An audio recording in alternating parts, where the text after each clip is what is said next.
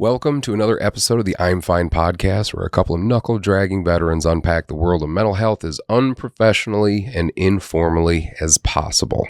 I am Eric Peterson. And I'm Stosiek. And today's episode is about getting old. We're going to talk about the relationship between aging and mental health. We're going to look at aging not as an isolated stage, but as part of the whole mental health journey. And we're going to do so with a little help from our friends, founder and executive director of MCA Senior Adult Day Center, Alicia Kleinert, and veteran Dr. Corey Norton, outpatient clinician at Riverside Medical Center. So sit back and relax as we do our best to take you from being freaked out, insecure, neurotic, and emotional to truly being fine about aging gracefully and gratefully. Welcome to the I'm F.I.N.E podcast with your freaked out, insecure, neurotic, and emotional hosts, Eric Peterson and Brad Stosiek.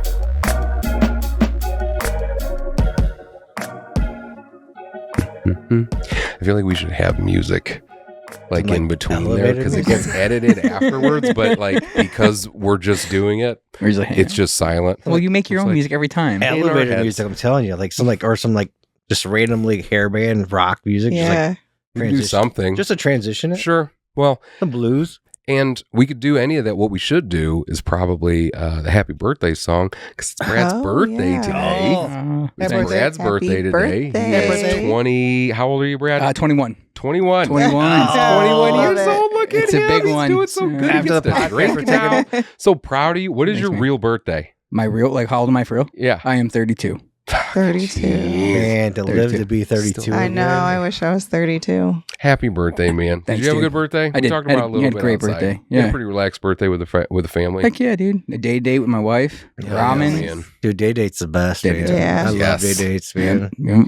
Well, very Just separate happy from for everything you. and just you two. It's best. Yep. And ramen and frozen yogurt, dude. Come on. Well, and because of your birthday, that's kind of why we got the idea for this episode, because a few different things. We're all Old.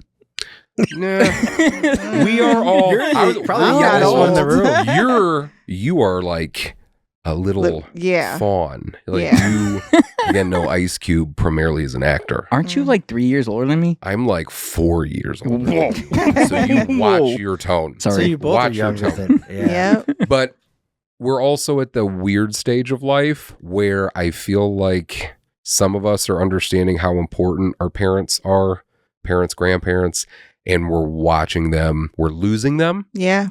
We're watching them go through grief. Yep. We're trying to figure out like we looked up, everybody's experience is different, but like I looked up to my parents kind of as like heroes. Yeah.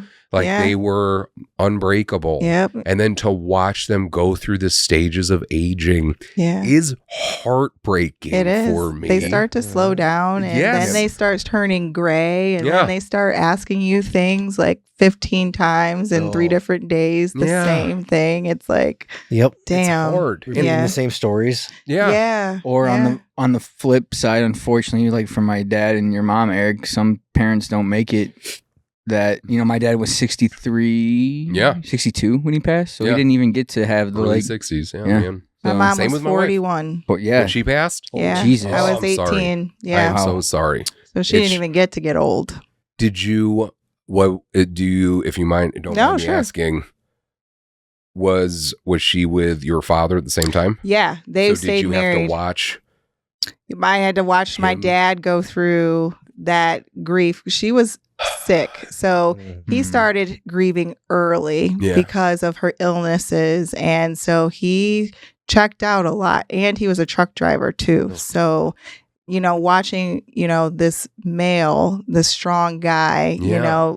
handle what was going on with his family that he couldn't control was at my age, was like, whoa, Well, that and watching the dynamic shift. And that's why I asked that, because to watch two people, especially your parents, go from being husband and wife to being caretaker and caregiver. Well, yeah. Caregiver and person in needing of care. Yeah. It's really hard It to is. watch that. Mhm. But the one positive that I did get from it is it gave me a whole new understanding on what love is. Yes. Because like you think you know what love is. You have no idea you until you got to change their diaper. You watch or a relationship like that change. You're like, oh, I get it now. That's a different fucking thing. You know what I mean? Anyway, but before we get too much further down that rabbit hole, this episode's going to be like the one with Chris. Where it's like 2 episodes. Right. It's going to be 4 hours long. That was a great episode, though. Yeah. Oh my God. So He good. did a phenomenal job. He did. I want to read the brief bios for both of you guys. So Alicia Kleinert, she is the executive director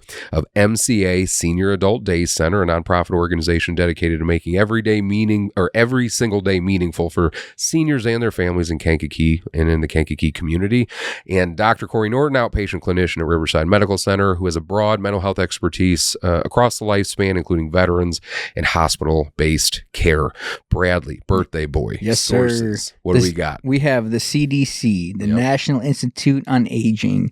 We have the World Health Organization, AARP. Yeah. Happy birthday. We're almost there. The U.S. Department of Veterans Affairs, loneliness and social isolation as risk factors for mortality, a meta-analytic review, and Psychiatric Clinics of North America. God, you do such a good job. I've been practicing, dude. Since you've been growing up. Hey. Like now with your birthday, Yeah. I think you're getting a lot better at reading. Thanks. So if we could, I want to start with how you both kind of came in to your respective works. So I'll start with you, Alicia. So research shows that older adults who join regular activities report higher life satisfaction and lower rates of depression. That's the kind of change you get to see every day at MCA, right? Yeah. So what got you into that work and what keeps you so passionate about it? Yeah, so I'm a respiratory therapist by background. Started my healthcare career off as a CNA, so I've worked in long-term care facilities and sort of seen, the dynamic and what happens in there, and saw a lot of our seniors benefit from the activity. And then on the flip end of that, working in acute care, hospital healthcare system, you sort of see the opposite of that. You see people who are very lonely and isolated. And for me, I wanted to find purpose again in my job because working in acute care as a respiratory therapist in different areas of the hospital can be a bit heavy. Sure. And so just trying to find some joy back into that. And so that's how I sort of fell into creating a space for geriatric population, and specifically a place where they can go to find some purpose and joy in the midst of their seasons of aging and disease and illness and loss and grief. So it's a lot of heavy stuff. Like it's just nice to be able to have something positive to look forward to. Absolutely. And one of the first things I told you when I met you, because we met at miscellaneous social settings and things, and it's always good to get to talk to you. But like my grandma in the not in the Philippines, but on my mom's side of the family from the Philippines, she lives in California. My grandfather passed away when I was in Iraq. So that was like, I don't know, 15-ish years ago. So she's been alone, but she goes to a senior day center every single day. Oh, yeah. She does not miss. She teaches salsa classes there. Absolutely. She sends me videos and shit. I post them up online. She's getting it. She's 86 years old.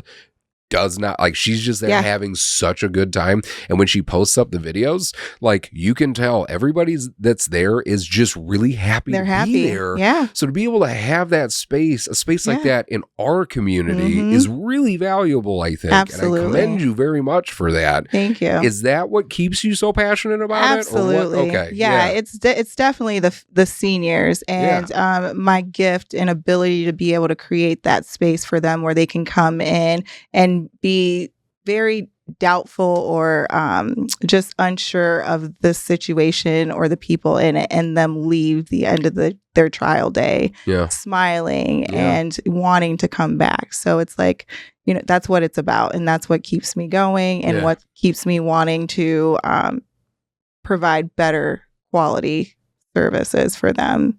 Very cool. Very awesome. Thank you for that. Corey, what about you? How'd you get into your line of work on the behavioral health side? So like it was a long journey for me because obviously like I did I started out as a volunteer firefighter, police officer, correctional officer, and obviously in the Army at the same, when I was 17, I went in the Army. So I didn't go to school until I was 25. At 25 years old, I went to school, and I started off with psychology, and then I went into clinical counseling.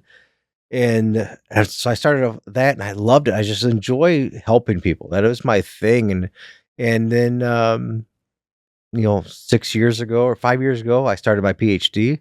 And so we went through that. And I've always wanted to, when I was a police officer at the time, when I left and went to school, one of the things is I want to know, like, why police officers, why they have the highest stress rates, divorce rates, suicide rates.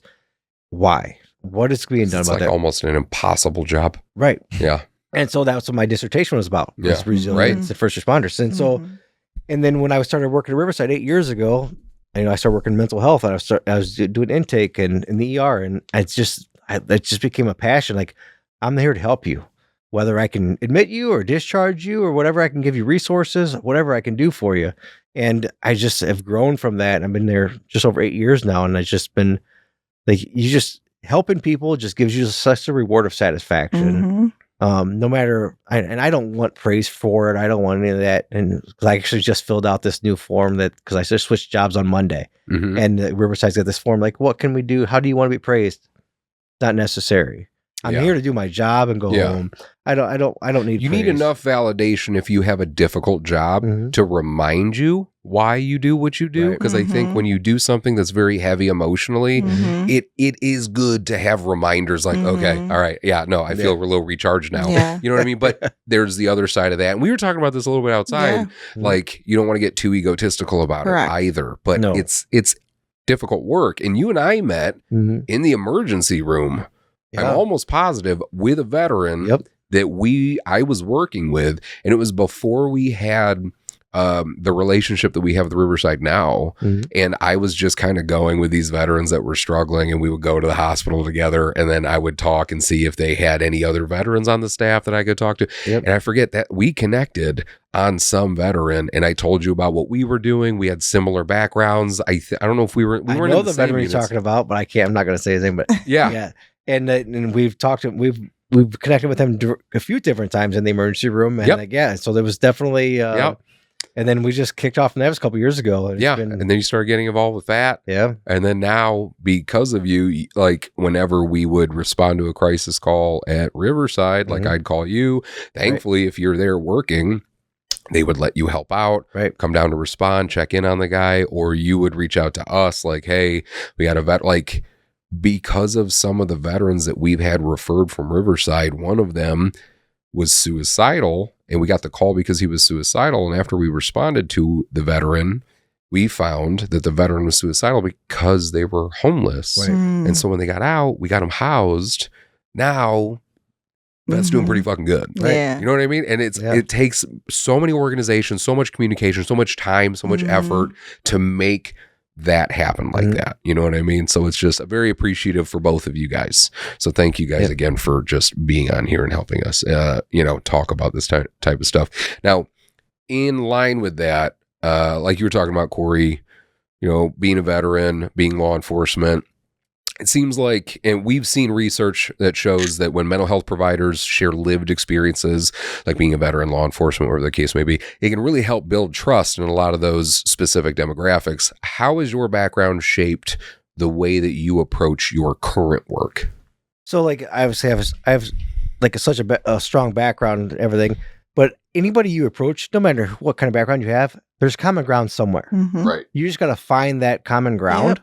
So, like, when I would go and do assessments on patients, I would talk to them, whether they're 5 years old or 105 years old, it didn't matter.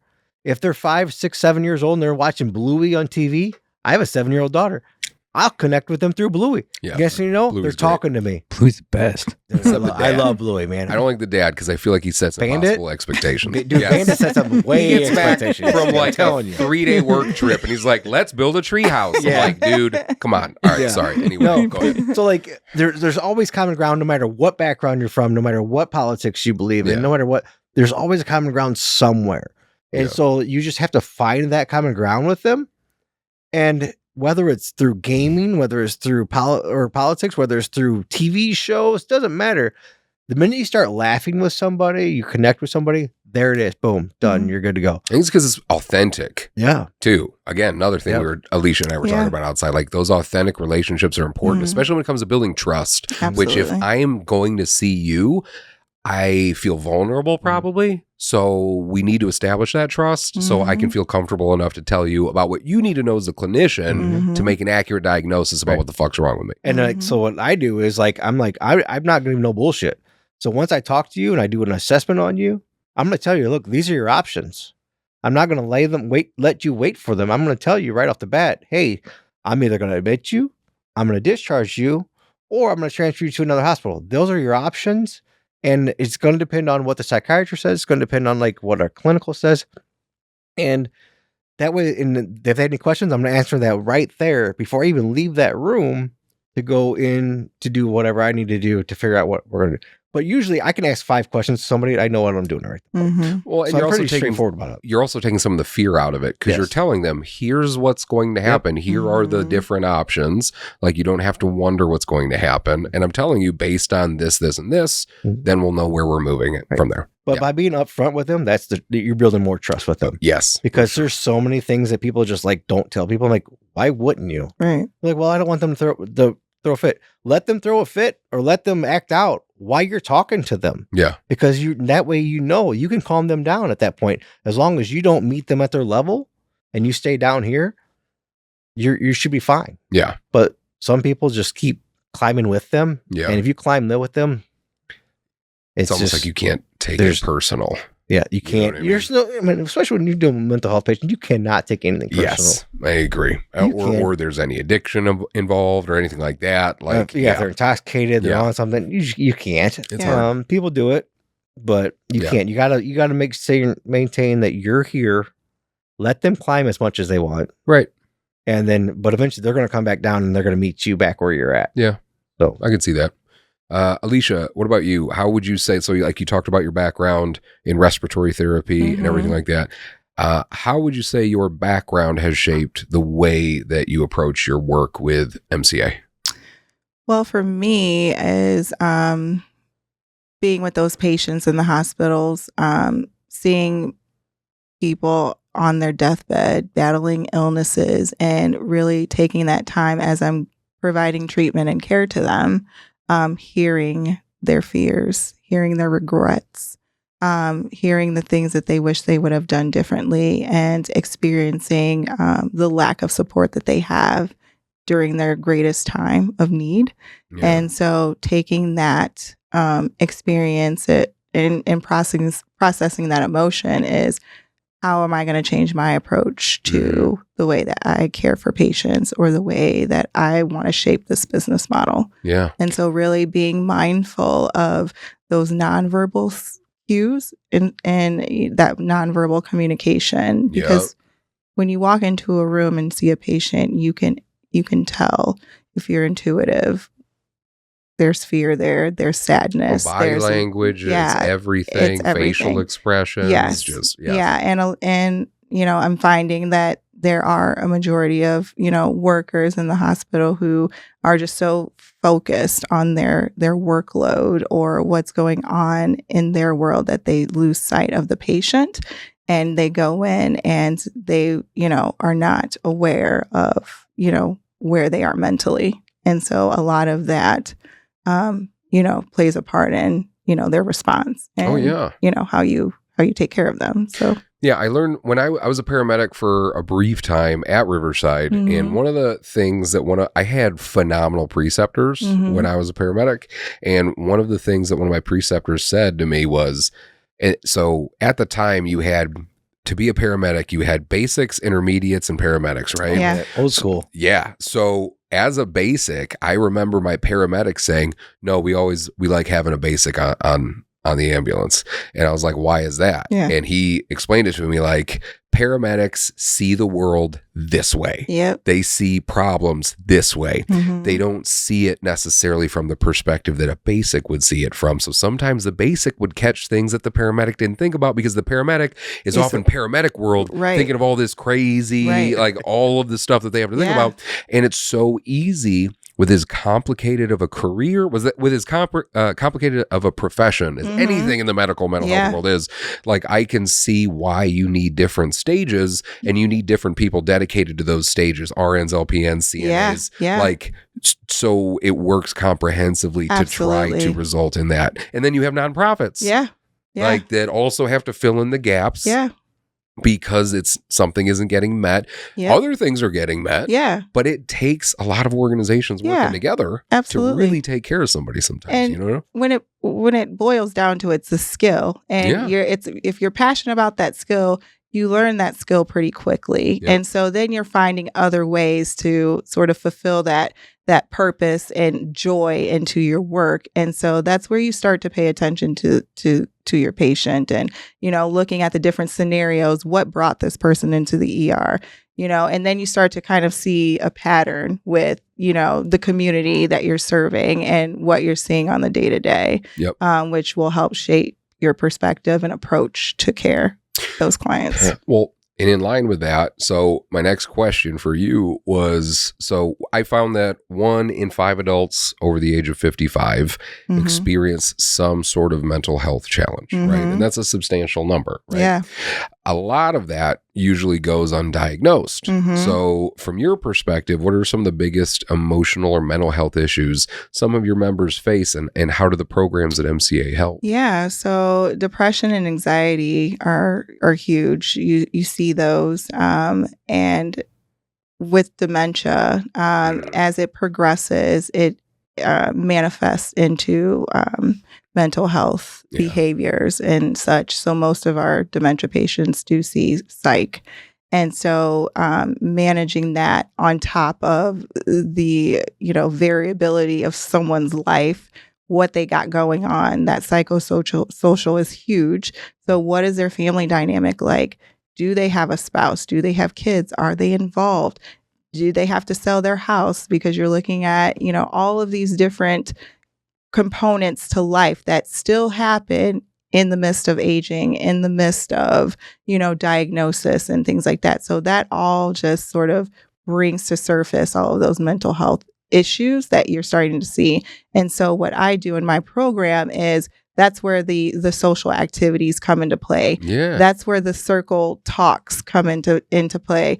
That's when, just getting down to their level and being one-on-one and personable, just asking someone how they're doing. Eye contact is huge. The power of touch we have lost. So I'm bringing that back, putting your hand on someone's shoulder or giving them a hug, or, just little things like that really makes a huge difference in breaking those barriers of anxiety down to those seniors. And so that's sort of kind of how I've approached that.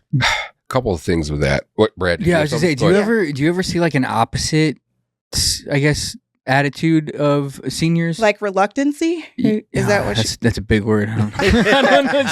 Reluctancy means kind of scared. Like No, I just mean like those older people, because you're talking about like anxiety and depression, because I'm assuming, they're thinking about like the end of life and things like that nature. a lot of it couldn't be the end of life. It could just be because they can't pay their phone bill, or they don't have enough money. Because when you're looking at getting older and you're looking at losing spouses, you lose a loss of income. I have a particular case right now where the husband has Parkinson's and dementia.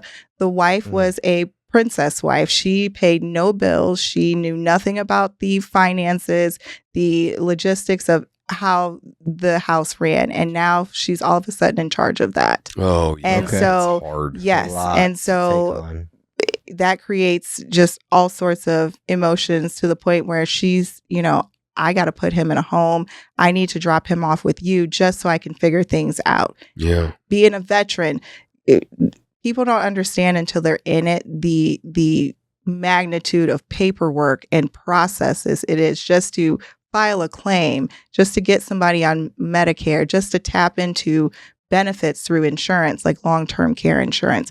Those are stresses that exacerbate the mental health component. And so you see an increase in, going to have a therapist or going to see psychiatry or, CBD, tapping into those pharmaceuticals just so they can deal with the process that they have to look forward to. Gotcha. I have a hard enough of a time like making a doctor's appointment for myself now. Right. Well, I didn't even think about that aspect of it. I thought it was just like preparing for like the end of life type stuff. Is what I didn't understand. Yeah, it was, like, we're looking at life. Like life's still life's with no matter how old you are, and your kids. You raise your kids, they move away, they have their own kids. So you're looking at, okay, I don't want to be a burden to them, or they may be across the country doing their thing. They're not going to want to come back, to help with these because they may not think that, they're not in the space to handle it. But mom and dad are aging, and you have to look at how are they handling their finances? How are they getting to their doctor's appointments? Are they, ensuring that their, medications are right, or they have, they're going grocery shopping, and, are they sleeping at night? Are they making, so there's a lot of different components to that. So you're kind of going off what Alicia said, like when the wife has to make that decision, like whether they're going to go to a nursing home, whatever. Right. What people don't understand is like, when you get Social Security or Medicare, when you turn 65 or whatever it is, but if you don't have private funding or a secondary Medicaid, you ain't getting into a nursing home unless you have like a rehab reason. Yeah, you have to have a diagnosis. So if you don't have Medicaid as a secondary or private funding, getting into a nursing home. Yeah, there's a misconception that Medicare pays for your long-term care, and it does not. So to deal with all this overwhelmingness while at the same time you're watching your loved ones succumb to some sort of illness, like it's understandable that it would be a little overwhelming. Like, my God. And also too, it's like, I feel like a lot of the folks in the older generations were of the ilk that were like, just suck it up and pull yourself up by your bootstraps. But it's like, no, dude, that's for the sprint, not for the marathon. Like, you got to understand, like, you have to deal with this stuff at some point. Otherwise, you compartmentalize it for so long and it's going to come out. And I feel like this might sound dumb, but I feel like so much benefit, and it's so... maybe not misunderstood, but maybe underutilized is a better word, to just get older adults together just to talk. Yeah. How many times have you ran into an older adult where you were like, oh man, I might be the only person you're talking to all week. Like, they just need to be social. We need to be social. Yeah. You need to be around other people every once in a while just to talk about something. Yeah. So like that is so incredibly important. And watching another thing that you'd said that struck a chord with me was like, so my dad lives not that far away. He's like 25 minutes ish, right? And so like I'll ask him to this day. My mom passed away, I don't know, was it 3 years ago now? Right around the time your dad passed away. But like, so it's been about 3 years. And like anytime I ask my dad, like, hey, do you want to come over for dinner? He's like, well, I don't know. I don't want to bother you. I'm like, you're my dad? Yeah. Your wife, my mom passed away. I'm going to invite you over for shit all the time. Yeah. Like, come over. You need to come hang out. Yeah. Like, I asked him, he comes on vacation when we take a family vacation. And every year he goes, well, you really want me to come? Like, fucking yeah, dude. Yeah. Come on. Don't ask me that shit. Yeah. Of course I want you to come. Yeah. Like, he doesn't want to impose. He feels like he's imposing. Yeah. He doesn't want to be a burden. Yeah. And I'm like, you're not a burden at all. So that's on me to recognize and to communicate. When I was putting together this outline, I was reading stuff and I was like, man, it was making me think a little bit more deeply about the aging folks in my life and what I need to be looking for. You know what I mean? So older folks just feel like a burden because they feel like you have to do stuff for them and they don't want you to do that, or like we have kids. Well, we have all if you this stuff think about going on. it, I mean, you have kids, you raise them to be productive citizens. They go off, if you did it right, they go off, they're self-sufficient, they have their children, they're happy, but then you start to age. And so you're looking at, that's a different dynamic.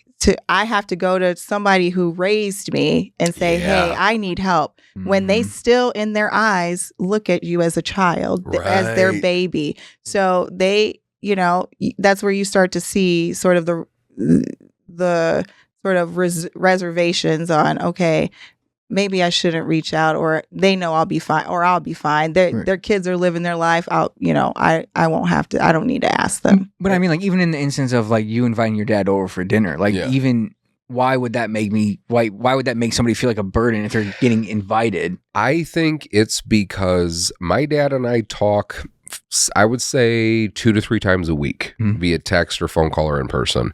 And he knows I'm busy. He knows I'm doing a lot of stuff, and my dad's super considerate. And so my dad, I think part of it is, and I worry that he thinks I'm just asking him to come over because my mom passed away. Like, you know what I mean? In a way, like, it's not out of a pity thing. Sure. It's, you're my dad, come have dinner over here. Yeah. You know what I mean? So I think it's like an amalgamation of all that. Gotcha. And he knows I'm busy. He doesn't want to impose.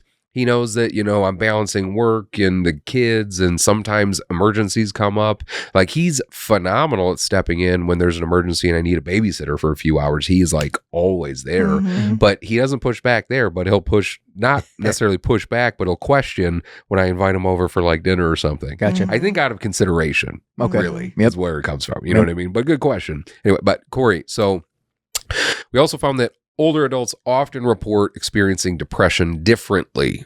Sometimes it's more physical complaints and less obvious tragic sadness. So from your experience, what are the most overlooked mental health issues in this age group, and how do symptoms show up differently than in younger adults? So like, I was looking through this, and the biggest thing is like UTIs. If you get 55 or 65 and older, UTIs are going to create that symptoms as a mental health diagnosis. So you have to separate those. UTI isn't a urinary tract infection. Yes. I just wanted to make sure. Okay. Yeah. So like, when you 55 and older, especially 65 and older, if you've got a UTI or strong enough UTI, you're going to be hallucinating. You're going to have all kinds, and it's going to you're going to think that they're having psychosis, and they're not. They're just wild. The infection inside them is what's creating this. And so like, that's why when they come through the emergency room, usually if they're older in that age range or higher, then a UTI or a urine sample is one of the biggest things that we want to be collected, so that we know if they have a UTI or not. Because once if you can correct that, they're fine. They'll fine after a while. So they're going to need antibiotics at that point. Some Dr. House shit. But like, is this guy crazy? Nope. Yeah. Urinary tract, right? And you don't even know that, because then you have like you factor in delirium, which is a whole nother ball game. Yeah, and delirium can come on like that within hours or days, and it's gonna look just like a mental health diagnosis. Yeah. And you're like, oh, so you have to rule that out with different labs, works, and all that stuff. Yeah. And then if like, obviously you're 55, 65 years old, and if they have prolonged substance abuse, now you're looking at Korsakoff syndrome, possible. Korsakoff syndrome. What is that again? So Korsakoff syndrome. So like, your body uses like sugars to create energy in your brain. Your brain does. But if it's low on thiamine or B1, then your brain's going to start losing. And so that's what. And there's another syndrome. It starts with a W. I can't think of the name of it off the top of my head. A lot of times they'll go right side by side with each other. It's like Wernicke's or something. Yeah. So they'll go side by side. Look at me remembering shit. So then they'll go by. I watch Dr. House. So they'll go side by side with each other a lot of times, and because it's the same thing, it's a low thiamine B1 level, and so you get this dementia from the prolonged alcohol abuse. And a lot of times, if it's sufficient, you're not getting. It's very limited chance that you're going to get any of that memory back. And you're just going to keep. So like, even if you stop drinking, it may stabilize. You may get a little bit, depending on what kind of medication, how far along you are. And you're going to be, so like, there's so many, like, when you get in the older ages groups, there's like, medical wise has to be ruled out first. Yeah. Before you can even get into the mental health part of it. And this is all determined in the emergency room? For the most part. So like, when an older person comes in, like, even when the younger person comes in, we always try to do a urine sample. We always try to do like blood and alcohol level and CBC, CMP, all that. But then when when they're older, you definitely want to get those labs done, because you don't want to send somebody to a mental health unit because they have a UTI. There's no reason for that at that point. That should have been caught the first time. So like, you want to rule that out first. you want to rule any medical stuff out first, especially if they don't have any history of mental health diagnosis at all. And you're all of a sudden 65 years old, you're not really having dementia, but you're having some kind of psychosis. That doesn't usually work. Psychosis usually triggers around 18 to 20 years old, give or take. So right around military time, that's when psychosis usually triggers. And so if they're 60 years old and all of a sudden they're having a lot of issues, there's probably something else going on. MRI needs to be done, CT scans need to be done. So there's a lot of different, and the psychiatrists and the medical doctors, they handle a lot of that. And they know that to look for, especially if they've had a history of mental health diagnosis, then there's kind of like, all right, let's see how much is that diagnosis, how much of it may be medical. So you have to weigh both sides of it. Yeah. And especially when you get in the older population, we have at Riverside, we have the senior behavioral health unit. So 55 or older, 65 or older Medicare patients usually go there. It's a limited beds, like 12 or 13 beds, I think now. And so they go there. The techs all there are all CNAs. That's where all the medical part is. And so they will weigh the options of where they need to go. They'll weigh the option. And then they all get seen by an AIM physician, so a hospitalist, more than everybody gets seen by an AIM physician at some point, but they're kind of tracked more over there because of all the medical comorbidities that kind of go along with everything. So. Yeah. Well, how do you also think that we can distinguish between normal emotional changes that come with aging and more serious mental health conditions? So normal, like everybody, I thought about this earlier, like nobody goes through their life without some kind of trauma. I would almost bet a paycheck or dude. There's no way between tornadoes, hurricanes, earthquakes. There's a movie about it, Bubble Boy. Yeah, I've been living a pretty solid trauma-free life the past 32 years. Just gonna throw it out there. What I love about you is I feel like you are pretty serious about that. Like you never take into effect that one of your senses was just taken. Like you never really hang up on that. You're like, nah, man, everything's great. I don't got anything to complain about. Yeah. Like I'm good. that is seriously one thing I appreciate about you, dude. No, but Anyway, so you have something that is going to be there. So you're going to have loss. I mean, especially if you live 90 years old, you're going to outlive most of your friends. Yeah. I don't want that. Right. No, and so their emotions are going to be different. Yeah. Their emotions are going to be situational. They're going to be expected. Then you have the ones that aren't expected, the ones that are just manically depressed, or they're the ones that are needing a little extra help. They need medication, or they need to be hospitalized, just kind of be stabilized on whatever. And then, so when you get older, you just really have to like balance, like when you're talking to the patients, like, is this really something that's immediate? Or is this something that's just kind of prolonged, they just kind of need help with? And that's where it comes with, all right, I'm going to admit this patient because it's immediate. They're going to harm themselves. Or, they can go to outpatient because this is something that's kind of been prolonged. It's been going over. And the older generation, they're built different than we are. You look at somebody that's 90 years old, look at what they've been through. Yeah. Depression, they've been through all kinds of the wars, all that stuff. And so they've been through, and I know one of my wife's great uncles passed away a few years ago. He's 100 years old, and he went through the depression, all that stuff, and he was a veteran as well. And so you never know how much money he was worth because the dude still drove like a 1990s whatever Ford Taurus or whatever, and he collected golf balls. I still have this big old round hamper full of golf balls at my house I took from his house after he passed away. It's 2 years ago he passed away? It's been a few years now, but I'm like, man, I still have these golf balls because he just would collect all these golf balls. He would never spend any of his money. Yeah. I mean, he's like the guy, if you ever watch Willy Wonka and the Chocolate Factory. Yeah. The original one. Yeah. The Grandpa Joe's the worst. He was he was a piece of shit. But it was Grandpa George that never left the bed. Yeah. But he was a Holocaust survivor. What? And yes. And so oh shit. When they filmed the scene of them Grandpa Joe and oh my God, I'm blanking on his name, Charlie, looking under the bed, Grandpa George refused to let them move his shoes out from underneath the bed because he thought they were going to become up missing. So that was a little skid bit. So really, yeah. That's so interesting. Everybody's different. So everybody's got their own things, their own niches, like what because you don't know what they've been through. Right. So you got to take into account what they've been through and what they're going through now in order to take account of like get the whole picture of everything. Yeah, that makes a lot of sense. Alicia, are there any persistent myths or misconceptions about mental health in older adults that you would like to address? For me, it's the dementia. Like once people get diagnosed with dementia, they think that, they're just going to progressively get worse, but there are ways to preserve and increase their quality of life. And that's through social activities and relationship building and community. And so that really, there are studies that show that it greatly decreases the progression of the dementia.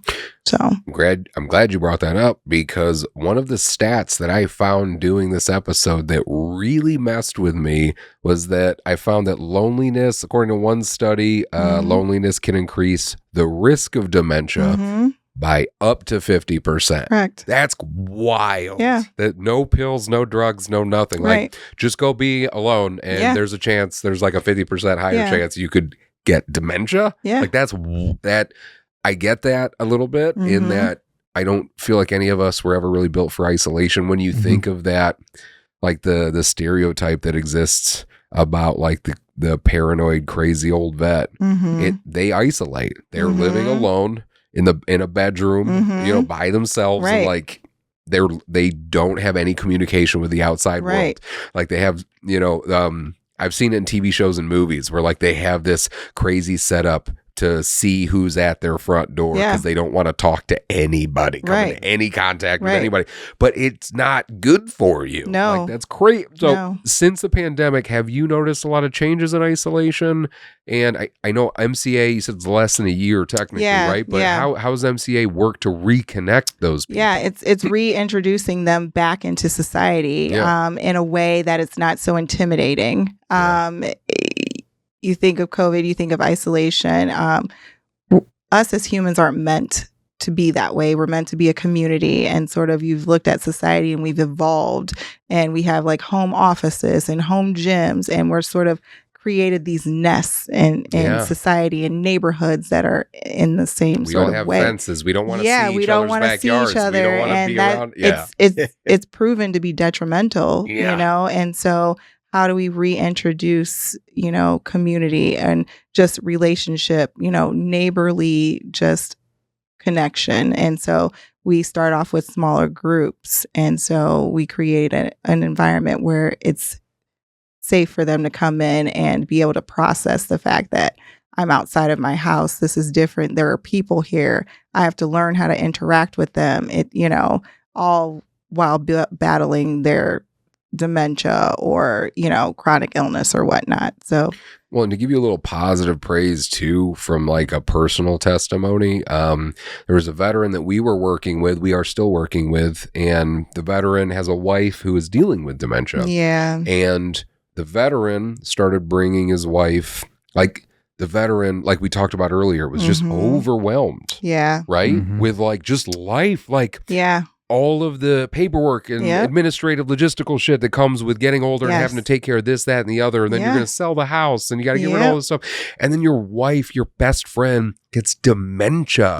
And for him to be able to take her to a place like yours, I know gave him so much relief. So he could then focus on all this administrative stuff, because it's hard to caretake and also do that shit at the same time. So, and to be able to bring her to a place where she's getting all that positive interaction and that social, what she needed, like it just checks the boxes across the board. Like it's an invaluable service. So I'm just very appreciative for what she did. He's amazing.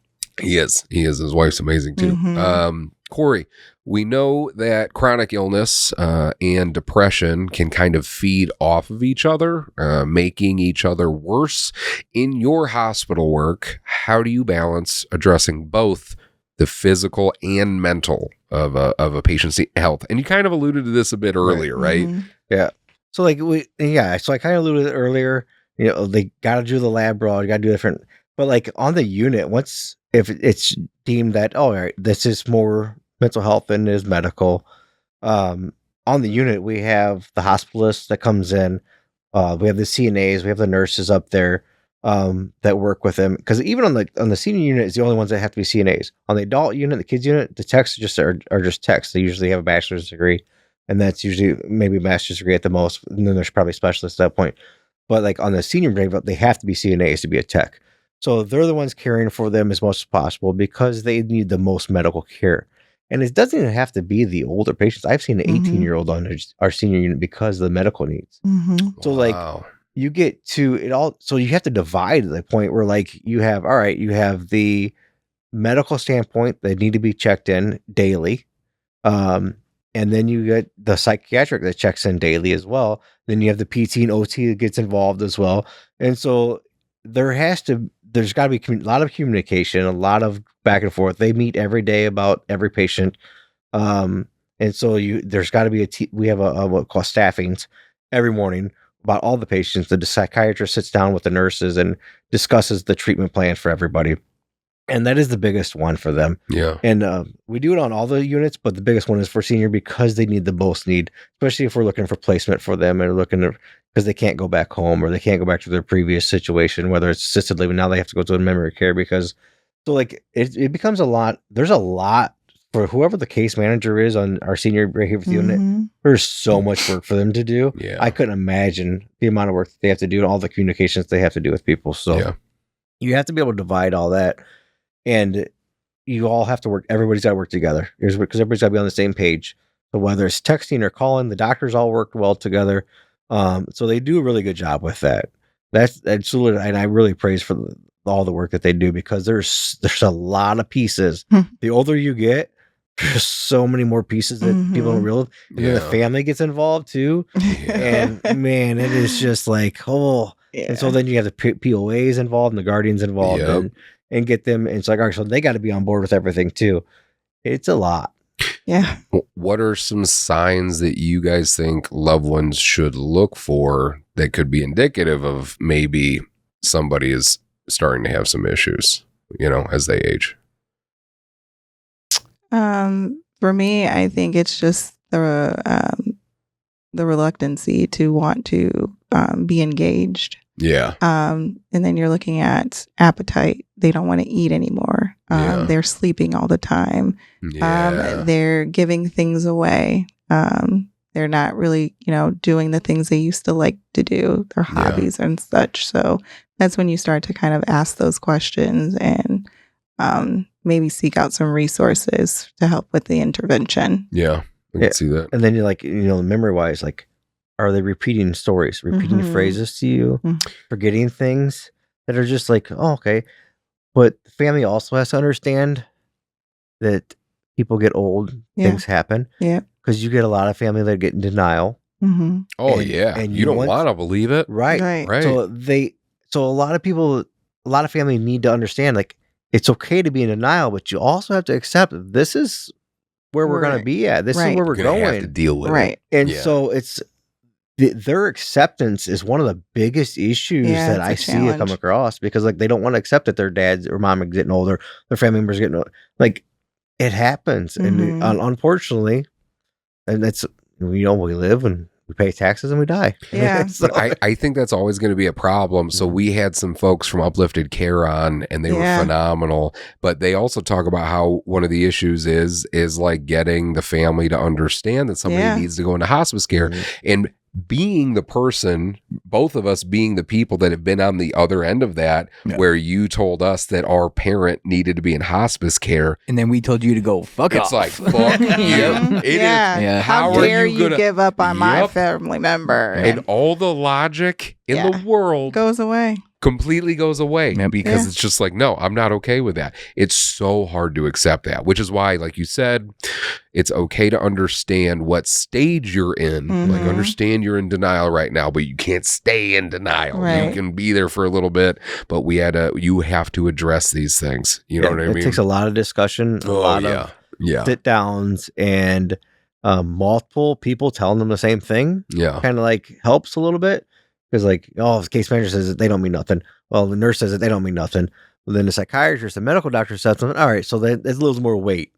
But like, even then, I'm like, sometimes you just gotta like this is where we're at. There's just nothing else we can do at this point. So going back to the denial thing, I'm assuming that, just like hypothetically speaking, you get diagnosed, like if you have dementia, they notice it before you're like too far gone, obviously, right? Yeah. So do you think as a patient with dementia, if they accept it sooner, their families would accept it sooner as well? That's a discussion with the family. It's individually based, and it's just like how how someone processes they get cancer. I've been there. Right. So it's all in how that one looks at it, and what their approach is. I feel. And how do you accept that? Because I'm dealing with that in my family right now. Yeah. With a family member who has dementia. Yeah. And the family member was always one of the just so smart, so sharp, everything. But like, depending on the dynamics of your family, hopefully you have something similar to mine, which is like our family gets together for all the big events, birthdays and stuff, and we all talk, and it's all cordial, good, feel good stuff. But like every once in a while, that one family member starts, like you said, repeating the same stories or forgetting things that they didn't normally used to forget. And then you look at like another family member and you kind of make that face like, that might be a problem starting. You know what I mean? You kind of feel it. You've been smiling this whole time, Brad. What are you smiling about? I just think of like, I'm really sorry. A bunch of other Asian people sitting like on the passing carpet. like egg rolls and stuff. And sitting all cross-legged like, well, thank you. Yeah. There's a whole time I'm talking about this very serious moment. Happy birthday, Brad. He's talking about egg rolls. Oh my God. Sorry, dude. No. I can't. No, that's not what my family does. They're mostly white, okay? Here in America, they're mostly white. But It's fine. We sit in chairs. It also looks like you also bring in the cultural thing. In America, we're putting people in nursing homes and assisted living. Yeah. You go to Philippines or Korea, they take care of their family. You are staying in the house. You go to a family, one of my family's houses in the Philippines. Last time I went there are like, I don't know, 3 generations of people living in the house. Yeah. You know what I mean? Yeah. And it is almost, I don't know what the right, like they're offended by the idea. Like we're not letting our mom, dad, whoever lives somewhere else, we're going to take care of them every single day. Our kids are going to take care of them. And I do love that to a degree because then they still have that social piece. You know what I mean? Like there's a member of Project Headspace and Timing who unfortunately lost his live-in wife, and he'd been with his wife for a very long time, and his wife was having some physical issues getting around, and this person brought her everywhere and every social setting. Yeah. And I was just like, and I told him this so many times, especially after everything had happened. I was like, dude, I hope you're proud of yourself. Like, dude, that's amazing. Like so many people, when you have a family member that starts having some sort of physical disability, mental disability, whatever the case may be, and then they just become an invalid or whatever, and you just put them somewhere and they never leave. Like, no, you make them a part of everything. And that's beautiful. You know what I mean? So, Alicia, studies show that group activities, especially ones with movement or creativity, can really boost mood in older adults. Can you share a story of someone you've seen change for the better through some of your programs? Absolutely. I have a gentleman who was very doubtful of the program, and he didn't do or was interested in anything social, arts and crafts, movement, exercise, anything. He said, the doctor says I have to be here. So he started off as, 1 half day a week. And as he started to open up and engage, he noticed that, it was enjoyable to watch other people participate in this. Yeah. And, after a week or so, he got into that because he saw that people were just having fun. We were laughing and we were being silly. There was no judgment whatsoever. Yep. And now I'm so excited. He's he's there 4 days a week. I love those stories. And like that. Older white man, and this black girl comes in and just really, changes his entire sort of life, and he comes in with so much joy. He's so happy. We call it, we love when he leaves, because he's like, your fan club's gonna miss you. Yeah. He comes in, he thinks, he's like, why are these people here for me? And you almost want to tell him, like, I told you you don't love it. And that's just it. It takes time. Yes. And so time and effort. and the approach. Yep. And so creating that and just allowing them to come in when they're ready. It's just so beautiful to see. How frequent do you get that? Like, to hell with this. I'm just here because my doctor said so. Every single time. Every time. Oh my God. All right. Yeah. Because you don't want to accept. I don't think it's I think that's another thing that's hard to accept. It's like you're moving to another stage in your life. So I think I'm just confused. Alicia, can you kind of explain, like, simply terms, like what exactly you do? Because in my mind, I'm thinking like YMCA for old people. So basically, it's the same concept. So it's a respite day. So we provide, a space for caregivers to bring their loved ones so they can get relief during the day. Okay. So think of a daycare concept, but for me, I'm very adamant on not saying that word, because these are older adults with dignity. You don't want it to sound condescending. I'm not, and I'm not there to babysit. We're not babysitting them. We're really just being involved in generating relationships with them. Like a social club with some support. Correct. Okay. You know what I mean? Some medical services and, all of that. And if we intervene when we need to, otherwise. But yes, it's a place that they go for respite. Okay. Yeah, because like the place that my Lola goes to in California, like they have, like I said, dance classes. Yeah, and all it's like this a other social shit. club. Like she fucking loves going to. Northern California? No. Southern? SoCal. Yeah. Yeah. Yeah. I was like, I got an aunt. Well, she's from the Philippines. Are we related? No, I'm sorry, she's from Vietnam. We're related. Oh, well, still related. My uncle was in Vietnam War, and he bought her and brought her back. My uncles did the same thing. She makes some phenomenal egg rolls, though. I have Filipino aunts and cousins. Do you for real? Yep. You might be related. Yeah. Yep. All my uncles were in the military, so they were in the Navy. I'll throw down on some lumpia all day, every day. Yeah, my aunt lives in Northern California, and she goes to bingo a lot. Yeah. Dude. People get them folks get aggressive at bingo. Yeah. Like we do bingo at the veterans home.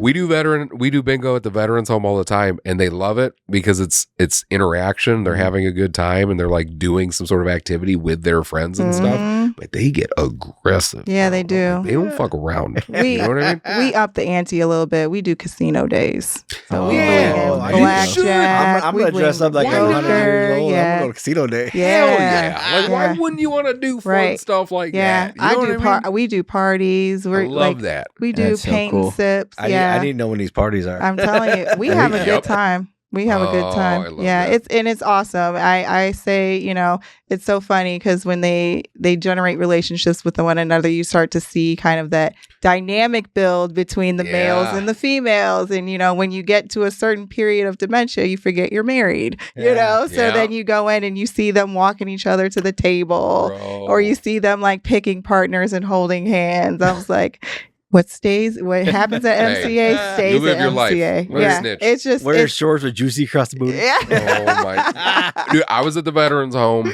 I was bringing people back from bingo. Yeah. And I was bringing one of the female vets back to her unit. Yeah. They have a separate unit. Uh-huh. And we're going one way down the hallway. I'm pushing her wheelchair. This other dude's coming the other way in his wheelchair, and she like just takes her hand and like gently rubs his arm. And I was like, who was that? She was like, it's one of my boyfriends. I was like, what? No. Oh, yeah. You live your life, okay? Like, good for you. Yeah. You know what I mean? I have a little Japanese lady there, and the bus drivers are her boyfriend. She's like waiting for them at 3:15. She's like, my boyfriend's here. It's like it's a whole other dynamic. Like, I went to the McDonald's here in Mantino once at like 4 a.m. before we were going on a trip. And I don't know if they're still open now. This was like a few years ago before COVID. But there was, I'm not kidding you, there was like 25 to 30 senior age folks Mhm. having the time of their Yeah. lives. It was 4 a.m. They Yeah. were like laughing and joking. They There's like just got music up. playing. Like, dude, they were having so much fun. They Yeah. used to do that shit every morning. The Yeah. same group of old people. Yeah. Like, hell yeah, Yep. dude. Like, If I you see look the forward to cafes and that. stuff, they're full of older people in the mornings. Like the especially the farmers. Like they're Oh, there yeah. early Yeah. and they're gabbing like women. Because you got to think about, they're just enjoying. They've been working hard Yeah. for years. Yeah. Like now they really value their relationships. They And do. they want to be social and just have a place to go hang out for a couple with people hours. in their community. Yeah. That's just it. It's like you work with them, you're friends with them. Why not age with them? Yeah. You know? And in line with that, Corey, how do you think social support, whether it's through a senior day center or a peer support group, can improve emotional well-being? Honestly, the biggest part is like just letting people know that they're there for them. Like, so like we have the veteran support group that we have on Monday nights. I have the peer support group for first responders on Wednesday nights. Yep. And just having that outlet, just having somebody else to converse with, and even some of the patients I have now, like I touch base with them once a week, just being able to talk to them or them talk to me. That's all they really need. They need that outlet, somebody to talk to kind of figure out their thoughts in their head or like something. And it's the same way with everybody. Like everybody needs some kind of outlet somewhere. That's a safe outlet, not illegal drugs or alcohol or whatever. You got to have that safe outlet and know people that you're there for them. Mm-hmm. Yeah, and just especially when whatever you're dealing with, because obviously there's so many different things you can be dealing with, but a lot of it can funnel down to loneliness. Being a part of it. So to be in a group of people where you can say whatever you want to say and you just feel like I'm accepted enough where I can be myself and I'm not being judged. Like I'm not telling you, like at our support groups that we go to, we're not telling you we're here to solve your problems. It's like we might not be able to solve any of your problems, but we'll sit here with you in it. You're not going to scare us away. And we'll sit here with you the whole time and you can tell us everything you want to tell us until you're done. And how many times have we had a group where a veteran that we'd never seen before shows up at one of our groups because they heard about it through a friend and they didn't want to go for a long time. And then they show up and they just let it all out. And then we never see them again. And that's fine because maybe this was a way station on their way to bigger and better things. They just needed to come in, get some shit out, and now they're doing better. That's the goal. Good for you. Right. But it's like, if you didn't have a place like that, that's why I think the consistency of a day center, support groups are so important because there are so many people that they're not going to come every week and that's okay, but they're going to come when they need it. And when they need it, hopefully you're there. Yeah. Right? You know what I mean? So no, I'm the same thing. I'm fighting up with like my first responder support group. I just started a few months ago. So I've had a few people coming in and out and so like, I don't have people every week, but I'm there for them when they are ready to be there. Yeah. So like that's, So we also have a Friday group, and at our Friday group, getting any support group, in my opinion, started, it takes consistency and effort, like a lot of other things, right? Yeah. So our Friday group for the longest time, not the longest time, but there was a lot of time in the beginning where there's only 2 or 3 of us, and we were, you'd get discouraged every once in a while, but we kept going, and then we had female veteran come in once and she just walked in. The second she shut the door, she started crying and she just let it all out. And we just sat there and let her go. And then after that, she got it all out. She said, I'm so glad you guys were here. And then me and the other dude that was in there, Dave McCleary, you guys know Dave, we looked at each other. We're like, yeah, we can keep showing up forever if that means there's a possibility that somebody will walk in once and just get it all out. You know what I mean? Like, it's huge. Yeah, and Dave actually helps me on Wednesday nights. Dave does a lot. He does. He's with like 80 organizations. That dude is like I don't even know. Like I couldn't praise him enough for the work that he does. He's phenomenal. He's a workhorse. So yeah, he does a lot, and he's a senior vice for the Legion for me too. So I'm the commander of the Legion. He's my senior vice. But on Wednesday nights, he's always there for me. Even like when I was on vacation, he was there for group in case somebody showed up. Yep. And then that's just him. You need that support. Now, another question for everybody: how do we think past life events, including military service or traumatic experiences in general, can resurface later in life? What do you guys think? So like a lot of that is you can go back to like PTS, and like PTS, you can have that just sitting in the back of your mind for years. And all of a sudden a sound, a smell, something will trigger it years later, and then boom. And then like everybody's like, what just happened? Well, it just because you sat on that for so long, nothing's triggered it until that point. And so you can wait on post-traumatic stress for a long time before you actually see symptoms of it, because people sat on it for so long. And that is a big thing for a lot of older, especially the older generation, because they bottled things up for so long. Yep. So, and I think too, when you think you're healed from something, there's always something else that comes to challenge that, to see if you're really healed. So, there is those triggers, yes, but there's also just those experiences and situations that, kind of challenge that area of healed, like a healed space that you do. And then, as you get older, I feel like our ability to do that sort of dissipates. Yeah. And so then we don't have the capacity to. So then you will see those flood of emotions and change as well. Because again, the brain ages, those coping mechanisms go away. Right. In line with what you're saying. So there's a Vietnam vet that I'd responded to on the crisis side. And this Vietnam vet was inpatient in a hospital. I met him there. I went up to see him, introduced myself. We talked, and he shared some of his story. And a lot of the time, Vietnam vets, they don't want to share shit. Right. They don't want to tell you about anything. No. Right. Well, he gave me a pretty good glimpse into what his experience was. And it was so insanely traumatic that I understand why you wouldn't want to talk about that. And the reason why he was there, he checked himself in, was because, he didn't check himself in, the cops brought him in because he said he was going to kill himself because his wife was diagnosed with dementia. And that was pretty much the reason why he was still going. And so at that point, seeing where everything else was, where his kids were, he made comments. My kids moved away. Like you said, they're fine. They're taken care of. Now my wife is going to have to go somewhere. She's going to be fine. It would actually be better if I wasn't here. Like, he wasn't in some depressed. I mean, he was depressed to a degree, sure, but it's not like he was having some psychotic break or anything. No. He was super rational about the whole thing. Yeah, you're well aware of that. Anymore. Yeah. You know what I mean? Yeah, you lose your purpose, or you lose that thing or situation that feeds you, that keeps you going. And so when all of that is sort of solved and over with, now what? Right. Now what? Yeah. Brad, do you have anything you want to add?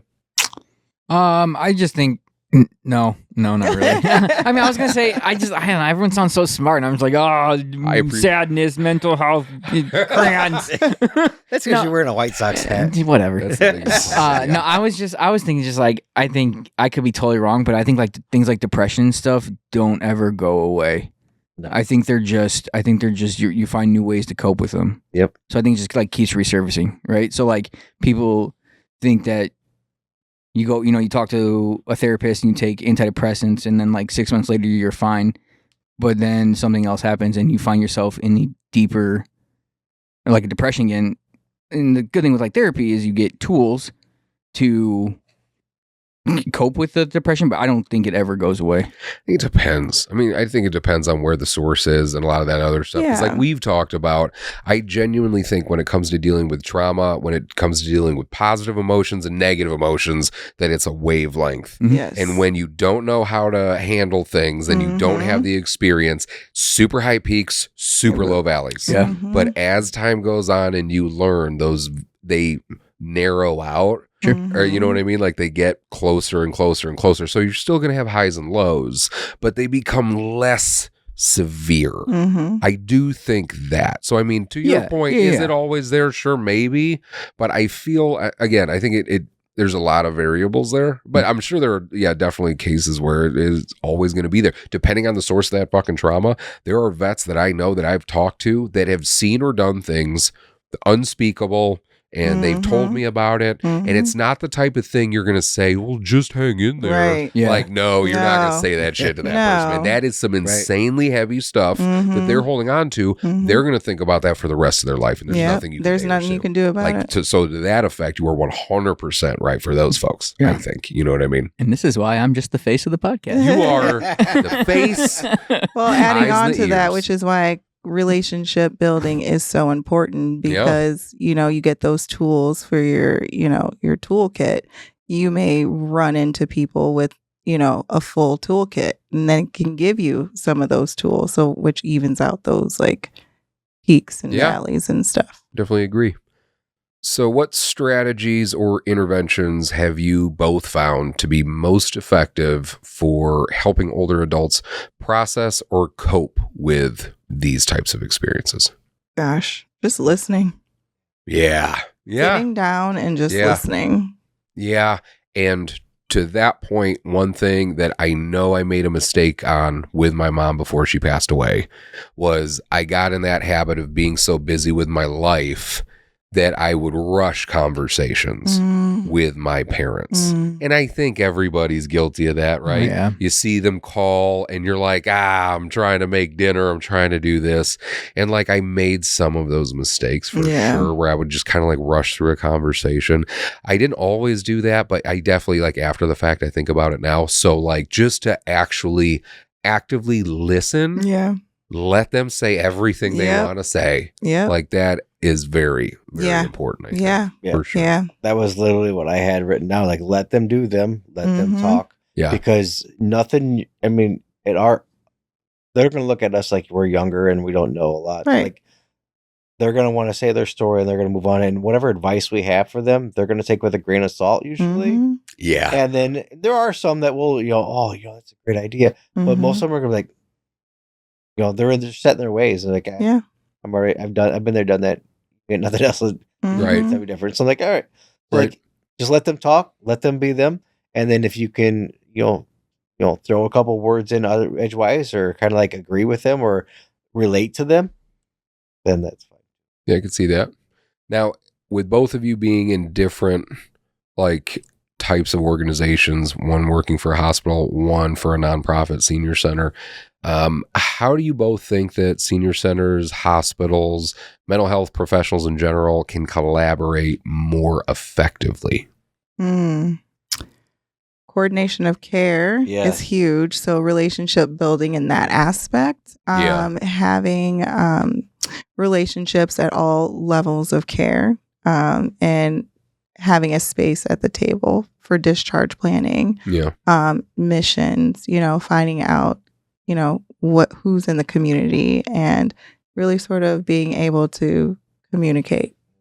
Yeah, having that continuum of care is literally the biggest part. It's like, so when we discharge patients from the hospital, insurance recommends that they have some kind of follow-up appointment within 7 days. And so like, whether it's at Thresholds or Cornerstone or it's at TAS Behavior Health or whatever it is, or Psych-Associates, wherever that it is, that needs to be on their after visit summary, that needs to be clearly stated to the patient or the guardian, there's POA, like, this is where they're going to go. This is where they should follow up with. Here's all the phone numbers that you have.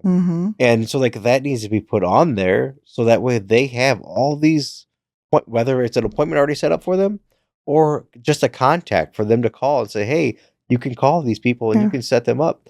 So and there's got to be a lot of networking. Yes. Like, when you know that networking has to be done. Yeah. And through all parts. And then because you get some people that are just set, I'm going to give them this, this, and this, this. Like, what's the same thing you gave them last time? Right. It's the same thing you give everybody else. How about you? You got to have that continuum of care. You got to have the networking. You got to have the people involved to make sure, set them up for success when they leave the hospital. Right.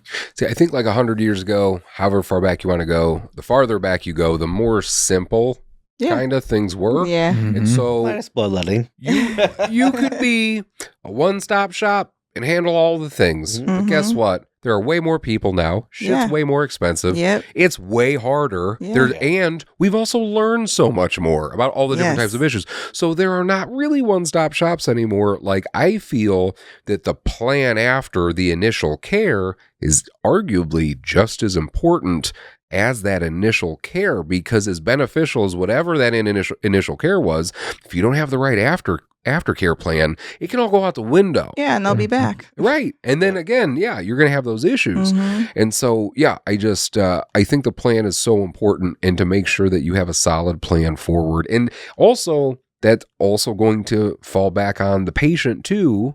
So us educating our peers and everything like that to understand that when we're in that position one day, we have to make a plan and follow through with it. We can't just, because I look at myself. And so, for example, with my lower back, okay, so I got shots in my lower back, and they told me afterwards that you need to do physical therapy, you need to do all this stuff. And I kind of slacked on that. And so my back pain came back, and I can't be mad at it because it was my fault. Like, they told me that the shots were important, but I needed to do the physical therapy at the same time. And I couldn't make it happen. Like, and I say but I think a lot of people, definitely me, you got to dedicate yourself to the plan after the incident or whatever it was, because that's going to help you like make this a habit or get out of whatever negative space you were in. The discharge planning is especially from the hospital standpoint, discharge planning sets you up for failure or success. Yeah. From the day one. And discharge planning starts at day one. So if you're in the hospital for 8 days, you have 8 days to figure out what that discharge plan is. Yep. Yeah. And so that's the biggest part is. Yeah, being in the community, having a referral source, and then having a person go to the hospital and figure out discharge planning. Where are they at in the discharge planning? What resources do they need? Can we help them with that? Providing, like you said, the appointments. Also, a plan of care. So does home care need to be added to their plan? Do they need a follow-up appointment? And what does the caregiver need to sort of create and make and for this to be successful? 9 times out of 10, they have to go back to work. So where does that leave that person? And to have that collaboration is just invaluable. Yeah. You need those other people you can turn to, and you have to trust them. So you have to build a relationship. You have to build a relationship. Yeah. And like Riverside was the first hospital that allowed us to come in and start working with vets. And like, they were apprehensive at first, I think safe to say, because who are we? Right, like, we're some organization. It was like, we want to talk to like any suicidal vet you got. Yeah. Like, send them our way. Yeah. They're going to be like, I don't know if we're going to trust you around this population. Yeah. And then they saw us handle some situations. And they were like, okay, let's talk about this. Yeah. I've worked with police departments, and our Mantino police department, I love. Chief Swinford's awesome. He's at like every mental health thing ever. And when I came to him and I was like, hey, I want to work with the police departments if possible, and like if you guys come across a veteran, like you guys can reach out to us. And I was telling him about the plan and asking him his opinion, and he just goes, great. He goes, mental health should not be our job. It is our job now, but it's not supposed to be. Right. And he was like, so if you're going to tell me that you are a reputable resource that's going to do what you say, why wouldn't I want to work with you? And I'm like, yeah, that's a very practical way to go about that. You know what I mean? Like, why wouldn't you want to enlist in the help of others? Because the referral sources are so important, because how do you know that this place exists? Exactly. You know what I mean? You do radio ads, you do marketing, all that costs money. It does. You have to connect with these people. Correct. So they know who you are. They know that they can call you. Yeah, absolutely. And just, like you piggyback off that, just making that approach and that connection, and saying, okay, here's a service that we provide that can be of benefit to you. And so I really admire like the resources and agencies and organizations, because they're very receptive to people and organizations coming in to be a resource. Because I mean, realistically, we need an updated referral list or resource list. We're lacking providers. Providers have left. And so there is a need for services in the community that, people just don't know about yet. Well, it's exciting and cool to me just because it's like there's a lot of younger nonprofits that are like us, like 5-6-ish years or under. Yeah. You know what I mean? And they're all kind of coming up because every one of them saw a need, saw something that wasn't getting done, and so they stepped in to fill in the gap. So again, regardless of what your position is, why wouldn't you want to work with all these people that are trying to fill the gaps? Right. You know what I mean? Yeah. Now, I saw and I read this, and it seemed kind of simple, but definitely made sense. Even something as simple as a weekly phone call has been recorded to lower loneliness in the adult population, which, like, why wouldn't you want to just let somebody know you're thinking about them? It's going to make them feel better. What do you guys think one small thing our listeners could do today to improve the mental health of an older adult in their life is? Check on them. You got to check on them. And you get, not even just a phone call, even if it's just like a text message. Just like, hey, what's up? Or like stop by their house if you're swinging in the neighborhood. Like, hey, how you doing? Yeah. Because like, you got to figure out like nobody else is going to check on them, or their family might be far away, and it's like check on with them, see how things are going. Yeah. And, you know, just even honestly, I know a lot of people that just a text message. Yeah. Like they're cool. Hey, man, I'm good. How you doing?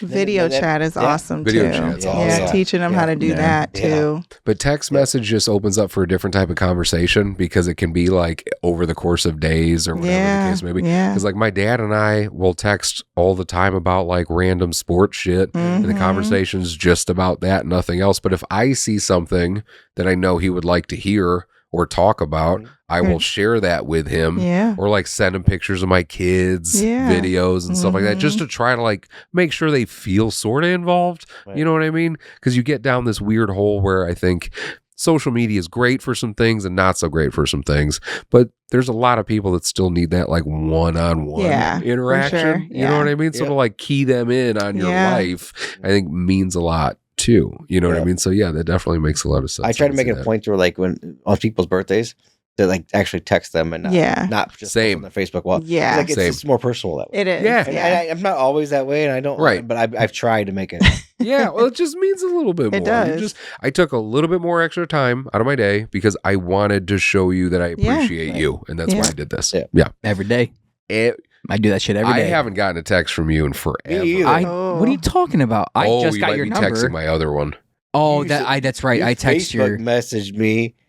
Did I? And we Facebook messaged back and forth for a while. I know it was about Pinkle, I think. Oh, yeah. Oh, that's right. Because I was like, oh, man, Pinkle's too gay. I need someone else to make fun of. Brad sends like good morning gratitude texts. And he's been doing it like every day for I don't know how long. It's been almost about a year now. Wow. And there's been times where Brad's like, sometimes people don't respond to me. I'm like, yeah, man. It's going to happen. It's still fine. I guarantee you they're going to notice when you stop doing it. And sure enough, you stopped doing it for a few days. And we were at some event and everybody was like, hey, man, why aren't you texting me anymore? Like they were all bummed out because you became a part of their routine. They would wake up, get a good morning text. That would make them feel good. And then they go out about their day. Well, it's usually at like 6 a.m. too. So people are like, can you like not? And I'm like, you started getting super early. I was up at that time, but I also understand the issue. Sci-Fi does that on Snapchat. I get an inspirational Snapchat from Sci-Fi every morning. I was like, dude, I'm up. So you're up too. Good morning, bitches. I think Sci-Fi's got like a calendar that he just gets these quotes from. I don't know. That is a positive use of this technology. Right? Yes, absolutely. There's a lot of negative ways to use this technology. That's one positive way to just kind of build on relationships, I think. Now, on the other side of that, what do you both think one sign is that it's time to reach out for professional help for an aging adult is? I think the minute that somebody says, all right, man, when you're thinking to yourself, something's not right. And that may go on for a couple of days. Like, you know what? I probably should talk to somebody, but you got to get past that stigma. Yeah. Like, who do I talk to? Right. Where do I go to first? Yeah. And so people just need to understand that it's not a big deal anymore. Reach out, get some help, talk to a friend, text somebody. If they don't know, they're going to reach out to somebody else that does know. Yeah. And then so the minute, after a while of you not feeling like normal, Mm-hmm. you probably should reach out to somebody. Yeah. And it doesn't have to be right away because everybody has their ups and downs. Mm-hmm. So if you're having a bad day, still reach out to somebody. But like, if you really need help, usually after a day or two, you're like, yeah. Or if you're actively thinking about harming yourself or someone else, yeah, you probably should reach out immediately to somebody at that Yeah. point. If it's just kind of like slowly getting there, Yeah. Mm-hmm. start thinking about that. If it is actively and there's like thoughts and active like ideas, you need to reach out to somebody. Yeah. Reach out to somebody, one of your friends, family, call 911, call the police department. They're going to get you where you need to go. Yeah. Yeah, and usually you generate a relationship with that person. So there's they've told you some things. And Yep. so like you just kind of observe the buildup of bad things happening or, Yes. that you feel like, oh, this person's like going through it, Right. And Any so normal person would have some issues. Yeah. Yeah. But if you look at like the scale of that, if there's like some loss or something, and then, there's financial issues or there's, relationship with, kids or whatnot, just something that like big stuff that's starting to happen kind of simultaneously, then you're like, well, maybe, you should probably think about, reaching out for some help.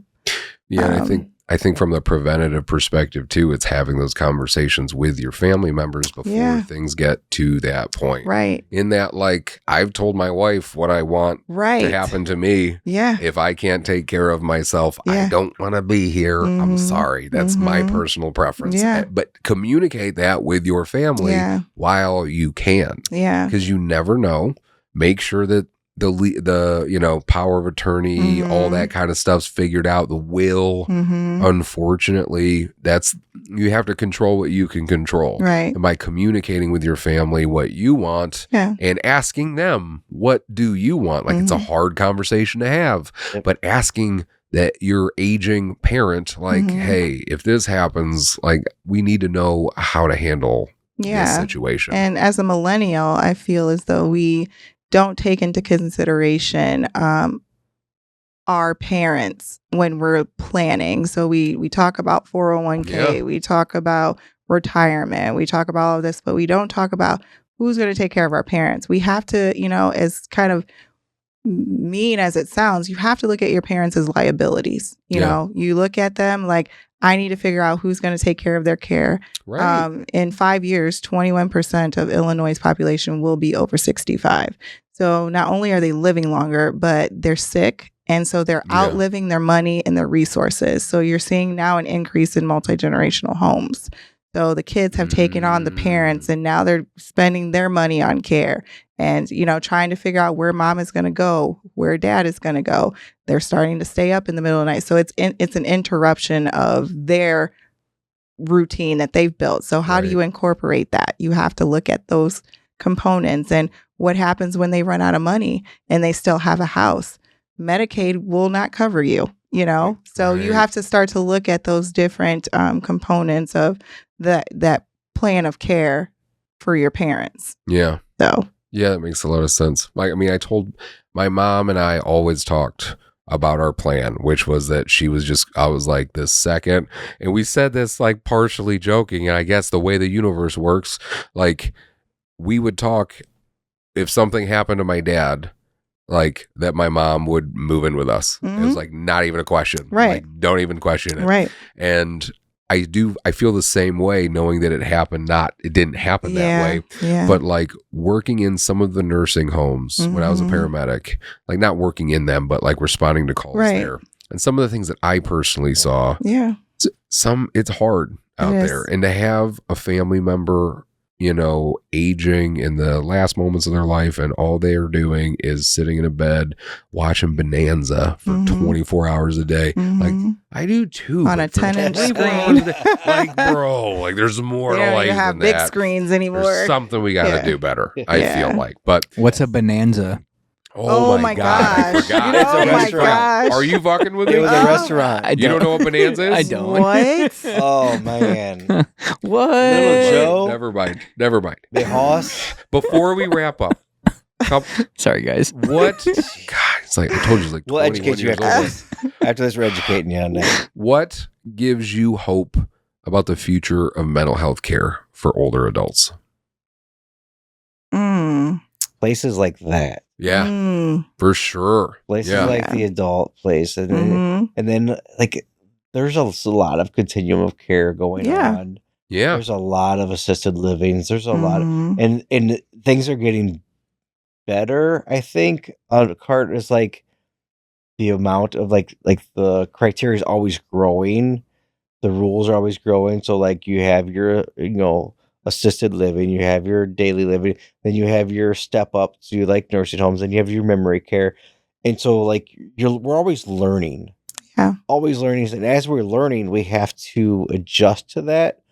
And so having all of the parts there for them if needed. I mean, God forbid I have to ever put my parents in a nursing home. Right. I would want to try to be them as much as possible. Right. But, and I also understand like, hey, you know what? I have to work for a living too. I have a family. Yeah. I mean, Depending on if there's a condition or anything too. Yeah. Yeah. So like, so you have to understand like, we're growing as a society. We're learning as a society. And our best option is to just learn as we go. Yeah. And then take things side by side, because if you just expect one thing, it's not going to happen. Right. It's what's like 1% chance it's going to happen the way you expect it to, because that's not how life goes. Yeah. Right. And for me, life is cyclical. Yeah. And so we're looking at people are wanting simplicity and they're wanting empathy and they want to be seen. And so adult day services is a vast umbrella, but it's an old business model dating back to like World War II. So it's old, but we've evolved, and we found out in the 60s and 70s that, nursing homes was it. You get old, you retire from your job and you go and live in a nursing home. But now we're in a point where we're finding we're seeing the breakdowns, the staffing shortages, we're seeing the neglect, we're seeing, the mass quantity of people in these rooms, and you're seeing insurances, dictating a lot of the care that's, so now we're kind of wanting to go back to what worked in the first place. Yeah. And so just getting back to that, I think people should be a little bit more aware of like the pre-planning and the care. So Yeah, absolutely. Appreciate that. Brad, Yes, sir. you feel better? You feel better about getting old today? I feel so much better Crazy that about you don't getting know. old. What are some other? it's gonna be I fun. Dream a Genie. I mean, I've heard of it. What? Okay. Bewitched? Bewitched. I've heard of these. Are you talking about the Will Ferrell remake? What? the fuck out of here. Gunsmoke? Sounds Gunsmoke? over. Gunsmoke? Oh, Yeah, with James Gunsmoke. Arness? Who? James Arness? With Gunsmoke? The Andy Griffith Show. Yes. Yes. Matlock in the Matlock. heat of the night. Oh, yeah. What about? Did With you ever Carl watch? Weathers, too. Yeah. Did you ever watch Murder She Wrote? Oh, that was a good No. one. Do you know about Murder She Wrote? I've Angela heard- Lansbury. I've heard of all these shows. I've never seen Oh them. my god, Mama's Family? You guys I just love keep. Angela Lansbury. I loved Murder She Wrote. Yeah. I think I love I don't even know the extent of She like was a dame. the old shows that I watched. Fun fact. All in the Family? All in Oh, the that Family was is a the classic. best. Dude, you couldn't have that on TV anymore. No, you Dude. can't. Oh, So buddy. canceled. So canceled. So Freaking Angela love Lansbury. Archie Bunker. Still Dude, that talking. cracks me I'm up. still going to talk about Angela Lansbury for a second. Angela Lansbury's daughter ran away with some dude while she was recording like Murder She Wrote, and she went to go get her daughter back and moved her to some other country. The dude that her daughter was following around was Charles Manson. What? Get out of here! No way. There's some wild stories about Angela Lansbury. Oh, like I fucking love Angela wow. Lansbury. Anyway, so thank you guys so much for being on this episode. We really appreciate it. Alicia, how can people find you? Yeah, so I have a website, www.mcasenior.adultdaycenter.org. We're also on Facebook and Instagram, but we're located at 1292 West Station Street in Kankakee.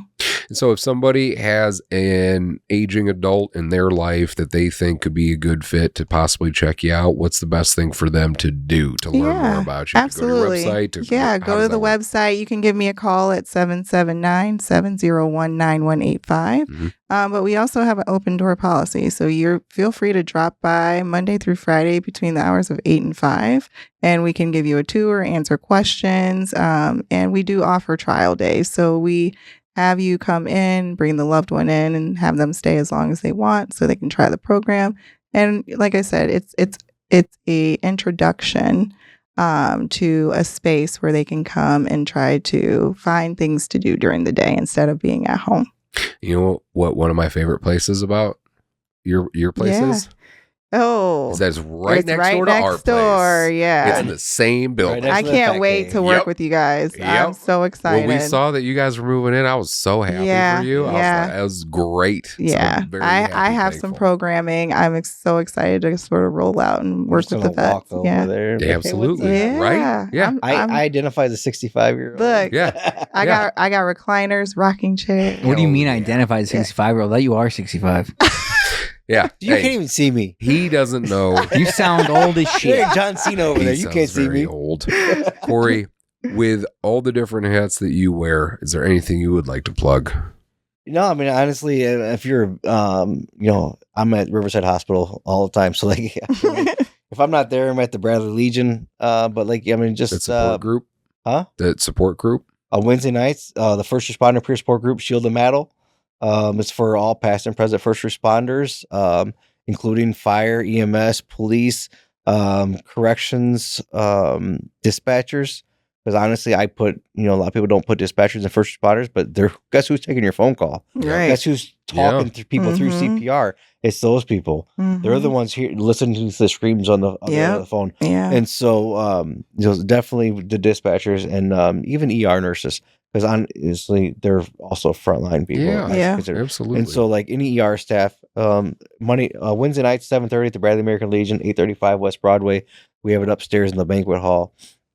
And definitely, it's always a good time. Usually, if people show up, we have a good time.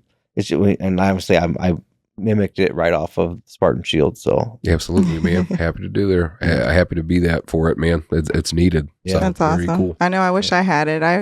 I worked in at the University of Chicago, and I worked at Advocates. I worked at the large trauma hospitals, and then I was in NICU. So I have seen some stuff. For any of those positions, any of the jobs that you just listed, it's insane to me to think that you see whatever traumatic shit you have to see during the day, and then you just go to your kid's soccer game afterwards like everything's fine. Like there need to be more peer support groups, in my opinion, things like that, just so you can have a place so you can like let that stuff out. You know what I mean? Because it's just, I don't know, I have such a heart. We had Craig Zellhart, who's a police officer. He was on, and he runs Wild Hearts Farms. Wild Hearts Farm with his wife, and he was on here talking about how he witnessed a suicide in front of him. And then his next call was for a noise complaint. And the person's like screaming, spitting in his face when like an hour ago, he saw somebody kill himself right in front of him. And he was trying to talk him down. Like, how do you expect that dude to just be fine after that, man? Get the fuck out of here. Like, that's insane to me. Like, you need more support. And clinical support is obviously definitely needed, really important, but there's also a peer component that I don't think is utilized nearly enough, whether it's at a day center, a support group, whatever the case may be. Like you need to, like, it's a good way to not feel alone and to help while you sort some things out, because you only got so much time with your clinicians. Right. When I meet with my doctor, I feel like she just got done running a marathon. Like she's in there super quick. I can tell she had like a lot of people before me, runs through everything. You know what I mean? And then she's got to move on to the next one. So it's tough. The great thing about peer support groups, especially like Spartan Shield, it's all ran by veterans. Veterans only. So Shield and Medal is the same way. I don't, just because I have my PhD, I don't bring that hat with me. Right. I'm a previous first responder. It's ran by Dave and I. Dave and I are both previous first responders. So we're not there to give you clinical ideas. No. We're just there to be with you. We're going to share our stories. You share your stories, because I got plenty of stories to share right along with you. Yeah. And so it's maybe been 20 years old stories, but they're still there. Yeah. So like, And that's the good thing, is ran by first responders for first responders. Yeah. And just like the Spartan Shields, ran by veterans for veterans. And the biggest thing is like they need to take that first step. They Yeah. need to swallow the pride Yeah. Yes. and move on and Yeah. get thing, because like you gotta look. I mean, I'm a guy. Most first responders are male, Yeah. and males are hard headed. They're prideful. What? Yeah. Yeah. I don't know. And then you gotta look at 58% of first responders are veterans. Mm-hmm. For sure. So then you got to look at that aspect too. So like, there's a good chance there's double trauma going on there. And then Mhm. they just have to take that first step and say, you know what, I'm going to go there and see what it's about. I don't care if you come, we've had guys at the Spartan Shield sit there for months and not say a word. And all of a sudden, boom. Yeah. Usually the older ones. Yeah. Usually Yeah. like the Vietnam Then all of a vets, sudden, yeah. boom, here we go. Yeah. And they just let loose for like 20 minutes. And we're like, oh, all right. Yeah. And we're just sitting there, we're there for their support. No judgment. I don't care. No. I don't care what you got to say. I'm going to sit there and listen to you. You need something, I'm right here for you. Yeah. And So I'm do not- you think that's because like men are taught to like not show weakness and Yes. like cry and Yeah. Yeah. like, so that's why I'm like, I really think men are more emotional than women because I would agree. you know, I would too. Like, Just secretly. Yeah. yeah. Not around my wife. I wouldn't agree around my wife, but No. down No, no, here, no. I agree with you. I do agree with you. Yeah. Well, yeah, because you are taught to compartmentalize. And Correct. you're taught that, it's weakness and everything like that. Yeah. And so you try so hard to suppress it that Mhm. it builds and builds and It builds. builds. Because Yeah. it's still there. Yeah. Just because you don't want to feel that way doesn't mean Right. the feeling's not Right. there. Yeah. Right. So it's still there. It's so still it there. just grows over time. Right. And that's why now I'm talking to this suicidal Vietnam vet or Yeah. whatever, because he's been Yeah. holding on to this He's been- shit right. for like 60 years. Yeah. This could also be an episode in its own. What's that? Well, Like, yeah. Yeah. Male suppression of feelings. Well, and we talked about it a bit. We had Matt Heading Hess. We Yeah. were talking about Yep. toxic masculinity. And that's why it's like, especially if you're, us three are fathers of daughters. Mhm. So it's like, well, what do I want my daughters to think about men? Like, Right. what is manly? You know what I mean? So Yeah. it's like, Because you're their first example Yeah, of what so a man, something- yeah. My So- daughter came home after watching Inside Out 2 and said, Daddy, I want to throat punch your anxiety. I love it. Aw. It was Love that. Great. I love that. And it was, but that movie Yeah. let her into like what's inside my head, Yeah. because she's starting into that age where she understands how bad my anxiety is. Mhm. She understands I don't like being around people, and she's like, Daddy, did you take your medicine today? Mhm. Yeah. So she's very smart. In that movie, when she came home, she's like, Daddy, I want to throat punch your anxiety. I was like, please do. I love Please just that. throat punch it all you Aw. want. Well, and that's why, that's why fat got started, because I was just tired of faking like I was fine Yeah. and not ever talking about it. I was like, I'm Mhm. just gonna talk about all of it, and I don't fucking care Yeah. what anyone Yeah. thinks anymore, because I know what it's going to do. And whenever I get to do mentor stuff with schools, I always Mhm. try to tell kids that my belief, which is that if you experience any sort of pain in your life, that it's going to turn into something, Yeah. no matter what. Yeah. No matter what. It To will. your point about the depression lasting for Yeah. so long, right? The pain will turn into something. Mhm. If you are aware of it, then you can use it and you can do something positive with it. Mhm. You can give it purpose. And if you can give it purpose, then I think it can help you. It can help you grow as a person. Mm-hmm. If you don't do anything about it or just refuse to acknowledge it, it will become destructive. Yeah. Yeah. It's It gonna will become find something to try depression, to fill the void. anger. Yeah, everything. and it will become a problem for Yeah. you. And that then you're when gonna you're have to deal with. older and you need those people there, they're not going to be there because Yes. they're holding on to the resentment, the pain that you Right. sort of Burning them inflicted. bridges. Yeah, you inflicted on them, and that's where when I come in and I'm trying to figure out how to mend that, and Right. how to talk to that wife whose a husband was a vet and was so closed off or so dry and Yeah. disconnected, and now they have dementia, and now they're like a completely different person, and they need their wife, but they don't. That dynamic is just God, yeah. So very difficult. yeah.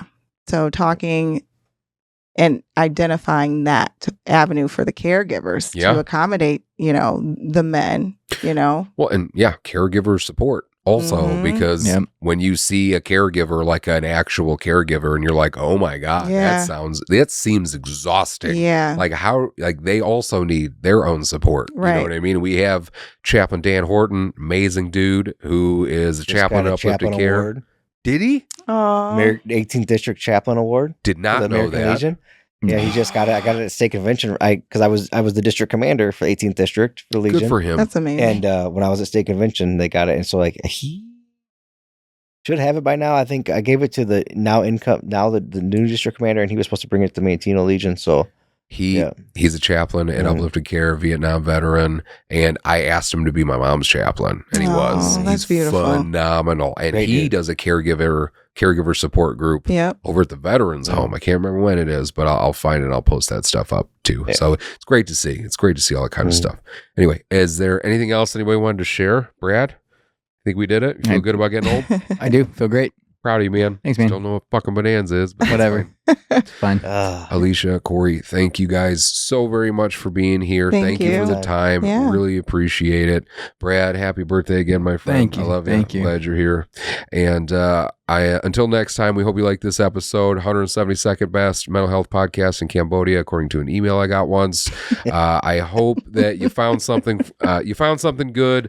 Please feel free to like, share, all that other stuff. But until next time, I hope that we helped you go from being freaked out, insecure, neurotic, and emotional to truly being fine about aging gracefully and gratefully.